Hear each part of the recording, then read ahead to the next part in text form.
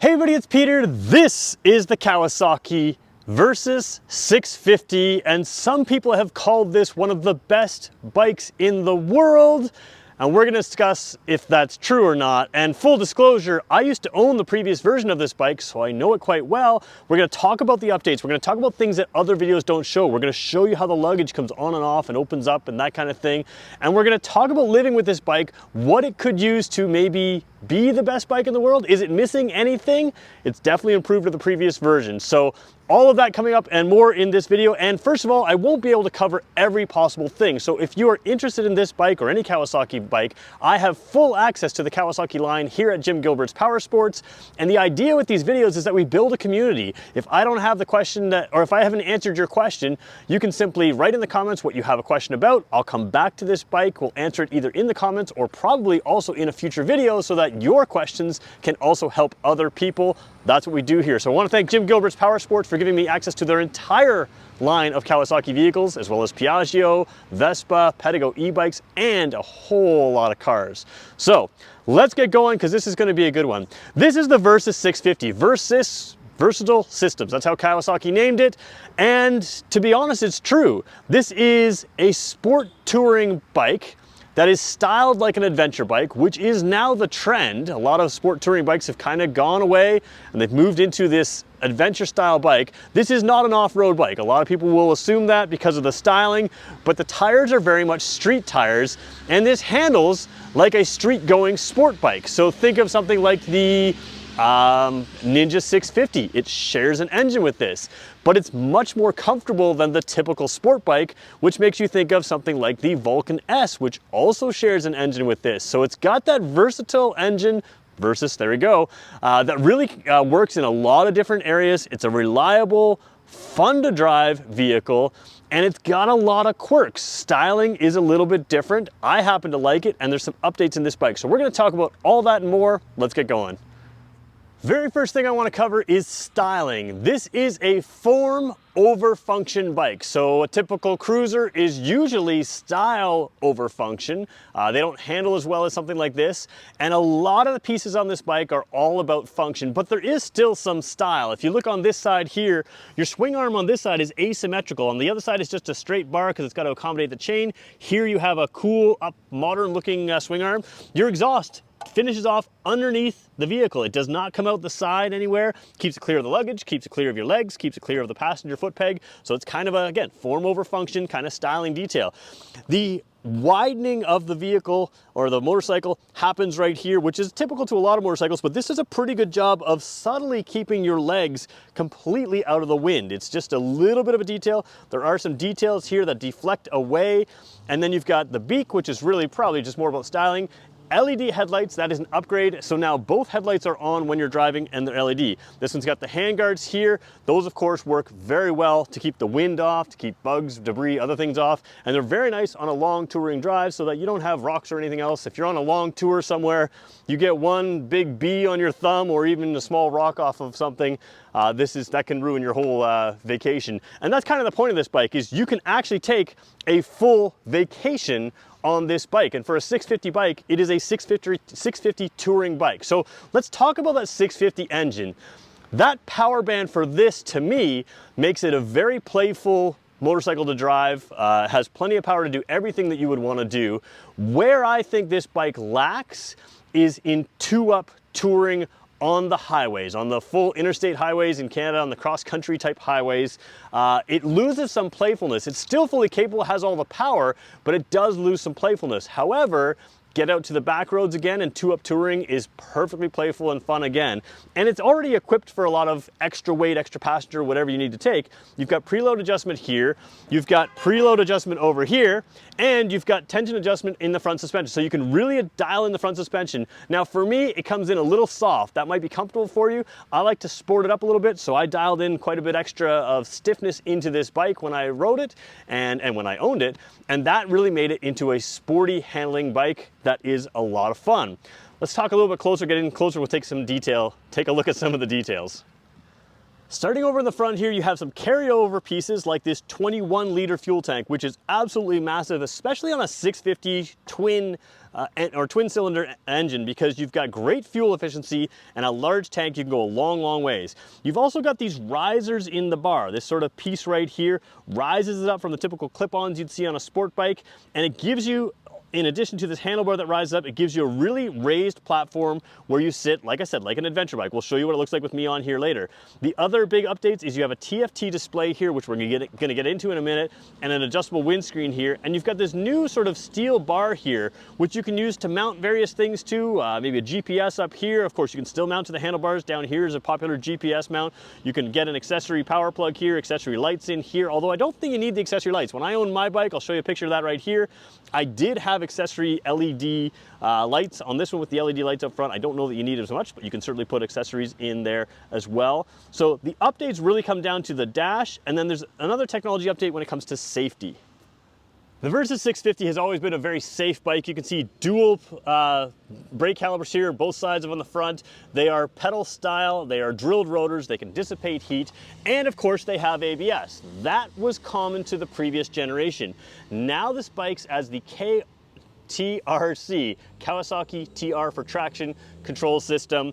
So now you have a traction control system on this bike, which you probably don't need on dry pavement. We'll talk about the safety of this bike overall, but generally speaking, this is a manageable powertrain. You can certainly do wheelies, you can certainly slip out on the rear, you can certainly go around corners and get it loose if you have to, but you could probably drive without the traction control or with it. It certainly helps in wet weather to have that traction control system available to you, and also just allows you to really just get aggressive with it and have that nanny system there just in case something goes wrong. So really good brakes here, traction control as well. And we'll talk about the tires while we're here. Like I said, they're not adventure bike tires. A lot of people see the style of this bike, they think it's an adventure bike, but these are sport touring type tires. They are typical sport size, so you can soften them up. You can get sport touring tires as you go through the first set of tires and decide what you want to do. But it really is not an adventure bike as much as a sport touring bike. If you're going to have a sport touring bike, you need to have luggage, and Kawasaki is one of the best at these. I'll show you how these work. First of all, it is keyed to the ignition. So I simply put the ignition key in here. I can spin the unlock, and then I pop this latch and they spin open. You do have a disconnectable little bungee cord in here, so you can keep your gear in there, or in here. This fits my laptop. This fits a weekend's worth of vacation stuff on both sides. Has a little rubber tally here so it doesn't fall all the way down. They are sealed up here with a nice gasket. I've never had issues with water intrusion here. They're just really smart, simple system. And then to take them off, this is one of the best things. You keep that unlocked, you lift this tab here, give it a little nudge, and of course, when I'm doing it one take on a video, it'll seem like it's more difficult than it is. On a brand new bike, it sticks a tiny, tiny bit, but then it comes completely off, and you can just latch that down, take the key right out, and you've got your system completely removable, easily done. And then the bike looks pretty sporty. So when you take a look at the bike without the luggage, all they do is mount in here and here. They slide in and slide down, and then this little rubber pad is added to the backside of the rear foot peg just as a guard. There's no frames down here. It's just such a slick system. You can really see that swing arm there, and you get a better view of your tire, giving it a much more sport bike type look with these off. And of course, without any weight here, you kind of feel that nice handling that this bike brings as well. Now let's take a look at my favorite improvement to this bike, and this is starting to work its way across the Kawasaki line. It's their new TFT display.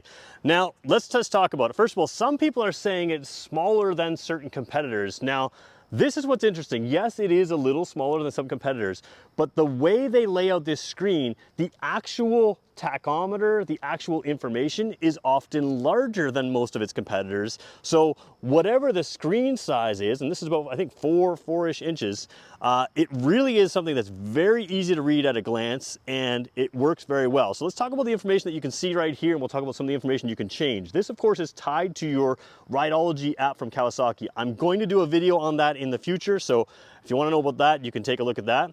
Down here we've got odometer, temperature of the engine. You've got various information down here which you can cycle through. The average is 6.2 kilometers per liter, but it's only been like 2 kilometers, so don't read anything that. Average speed is 3 kilometers an hour.